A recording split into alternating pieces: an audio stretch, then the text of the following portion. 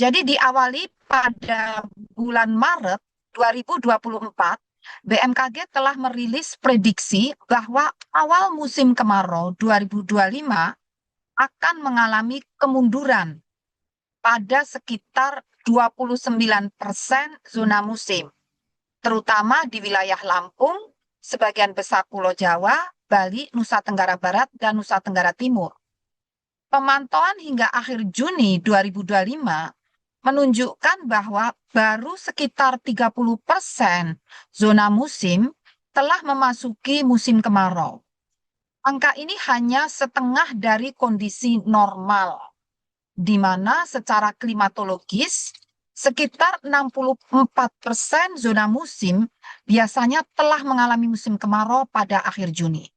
Jadi, sesuai apa yang diperkirakan di bulan Maret, tampaknya memang musim kemarau benar-benar mundur. Sementara itu, kondisi iklim global saat ini menunjukkan bahwa ENSO dan IOD, ENSO terkait dengan dinamika suhu muka air laut di Samudra Pasifik, dan IOD terkait dengan kondisi suhu muka air laut di Samudra Hindia. Baik ENSO dan IOD berada dalam fase netral dan diperkirakan akan tetap netral hingga tahun 2025. Meskipun demikian, hasil prediksi curah hujan bulanan menunjukkan bahwa anomali curah hujan yang sudah terjadi sejak Mei 2025 akan terus berlangsung, dengan kondisi curah hujan di atas normal terjadi di sebagian besar wilayah Indonesia hingga Oktober 2025. Ini artinya selama musim kemarau, sesuai yang kami prakirakan sebelumnya, akan mengalami curah hujan di atas normal yang harusnya terjadi di musim kemarau, atau cenderung ke arah kemarau basah. Melemahnya monsun Australia yang berasosiasi dengan musim kemarau turut menyebabkan suhu muka laut di selatan Indonesia tetap hangat, dan hal ini berkontribusi terhadap terjadinya anomali curah hujan tersebut. BMKG telah merilis peringatan dini pada 28 Juni dan 3 Juli. Tentunya ini terkait bahwa saat itu kami telah mendeteksi adanya peningkatan tren peningkatan dinamika atmosfer yang memacu pembentukan awan-awan hujan seiring dengan prediksi iklim tadi yang diperkirakan memang cenderung kemarau basah. Jadi, rilis peringatan dini pertama pada 28 Juni dan kedua 3 Juli menyampaikan bahwa cuaca ekstrim masih mengintai sejumlah wilayah Indonesia, khususnya wilayah yang banyak dikunjungi selama libur sekolah, serta wilayah padat penduduk dan transportasi tinggi. Memang sengaja rilis itu kita sampaikan dalam konteks untuk menjaga bagaimana aktivitas libur sekolah atau wisatawan dapat termitigasi. Wilayah yang perlu diwaspadai menurut rilis tersebut meliputi sebagian besar Pulau Jawa, terutama Jabodetabek, Sulawesi Selatan, Nusa Tenggara Barat, Kalimantan Timur, Maluku, dan Papua.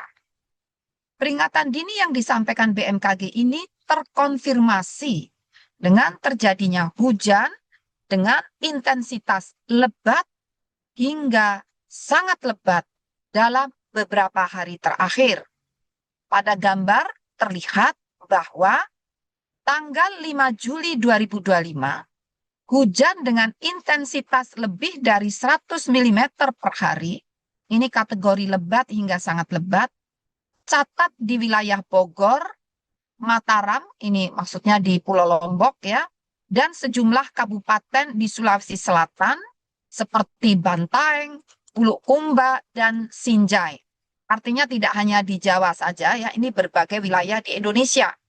Hujan ekstrim tersebut terdampak atau berdampak pada banjir, banjir bandang, tanah longsor, dan pohon tumbang.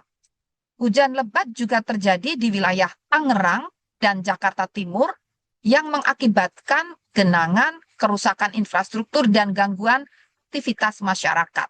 Jadi itu tadi 5 Juli. Selanjutnya pada tanggal 6 Juli 2025, hujan kembali terjadi secara luas di wilayah Jakarta dan sekitarnya dengan intensitas lebih dari 100 mm per hari. Bahkan ada yang mencapai lebih dari 150 mm ya, terutama yang dari area puncak ya. Dari area puncak itu di tengah ya Pak Andri, Betul, di itu tanggal 5. tanggal 5 ya. Tanggal 5 itu area puncak itu mencapai lebih dari 150 mm. Artinya mencapai ekstrim. Yang merah itu kelihatan dari area puncak. Sementara itu di Jakarta hanya hijau dan kuning coklat ya. Itu artinya memang hujan, tapi hujannya tidak setinggi yang ada di puncak. Dan itu sangat meluas, itu kelihatan gambarnya. Nah, tadi saya lanjutkan ya. 6 Juli tadi hujan kembali terjadi lagi. Ini gambar yang sebelah kanan 6 Juli, Mas ya, tunjukkan ya.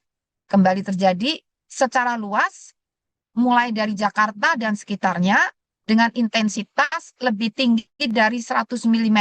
Ini tidak mencapai ekstrim ya, sekitar 140-an per hari. Terutama di Tangerang ya Mas, yang merah itu Tangerang ya, gambar sebelah kanan. Kondisi tersebut tergolong kategori lebat hingga sangat lebat, tidak ekstrim ya, dan menyebabkan genangan air, antrean lalu lintas, serta peningkatan potensi bahaya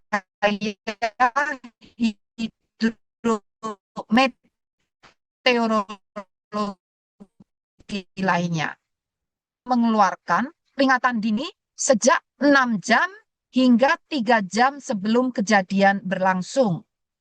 Peringatan ini diperbarui secara berkala dan disebarluaskan melalui aplikasi Info BMKG, media sosial resmi, serta kanal komunikasi lainnya seperti WhatsApp, WhatsApp Group, dan sistem koordinasi instansi teknis. Jadi misalnya tim kami koordinasi intens dengan tim BPBD di DKI, di juga Jawa Barat ya, dan juga di Banten. BMKG juga terus berkoordinasi aktif dengan BNPB, BPBD, operator transportasi, dan pihak terkait lainnya. Fenomena tersebut merupakan hasil interaksi dari beberapa faktor atmosfer. Lemahnya, jadi hujan yang lebat, sangat lebat hingga ekstrim tersebut merupakan hasil interaksi dari beberapa faktor atmosfer, yaitu lemahnya monsun Australia dan hangatnya suhu muka laut menyebabkan kelembapan udara tinggi, terutama di wilayah selatan Indonesia. Selain itu terpantau pula gelombang Kelvin aktif, ini gelombang atmosfer ya, gelombang Kelvin yang aktif melintas di pesisir utara Jawa dan Laut Jawa, disertai perlambatan dan belokan angin di Jawa bagian barat dan selatan yang memicu penumpukan massa udara.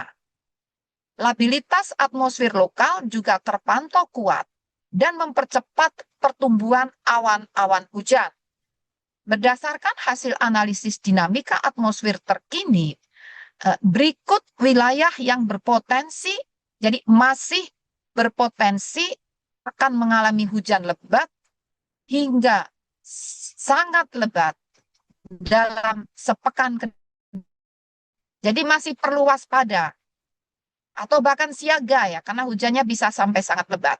Yaitu perlu siaga di berbagai wilayah, terutama di Pulau Jawa bagian barat dan tengah, termasuk Jabodetabek, Kalimantan Timur, Sulawesi Selatan, dan wilayah sekitarnya.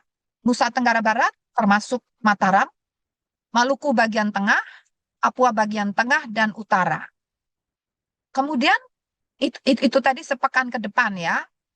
Kemudian periode 10 hingga 12 Juli 2025, potensi hujan signifikan diperkirakan akan bergeser ke wilayah Indonesia bagian tengah dan timur seiring dengan pergeseran gangguan atmosfer dan distribusi kelembapan tropis. Ini perlu kewaspadaan untuk wilayah Indonesia Tengah dan Timur sekitar 10 hingga 12 Juli. Meskipun Indonesia telah memasuki musim kemarau, dinamika atmosfer dan kelembapan udara di banyak wilayah masih tinggi. Faktor-faktor utama yang mempengaruhi potensi hujan tinggi antara lain aktifnya fenomena Madden-Julian Oscillation dan gelombang seperti Kelvin dan Rossby ekuator. Kemudian juga akibat lemahnya monsun. Monsun itu angin yang bertiup dari arah Australia yang meningkatkan kelembapan. Dampak dari lemahnya monsun itu mengakibatkan peningkatan kelembapan udara di wilayah Indonesia, terutama bagian selatan. Kemudian juga fenomena konvergensi angin, yaitu pertemuan angin dan labilitas lokal yang memperkuat pembentukan awan-awan hujan. Dan juga yang terakhir adalah pengaruh suhu muka laut di wilayah laut Indonesia yang masih hangat, ya, yang mendukung pertumbuhan awan hujan. Oleh karena itu, BMKG menghimbau masyarakat untuk tetap waspada, bahkan ini mungkin sudah mulai siaga ini harusnya, terhadap potensi hujan lebat yang dapat disertai kilat petir dan angin kencang. Mohon waspadai risiko bencana hidrometeorologi seperti banjir, tanah longsor, pohon tumbang, banjir bandang, serta gangguan transportasi. Masyarakat dan pemangku kepentingan diharapkan tetap terus aktif memantau perkembangan informasi cuaca terkini dan peringatan dini dari BMKG yang akan terus disampaikan berkali-kali sesuai dengan perkembangan potensi ekstrim yang tersedia melalui aplikasi Info BMKG ataupun situs www.bmkg.go.id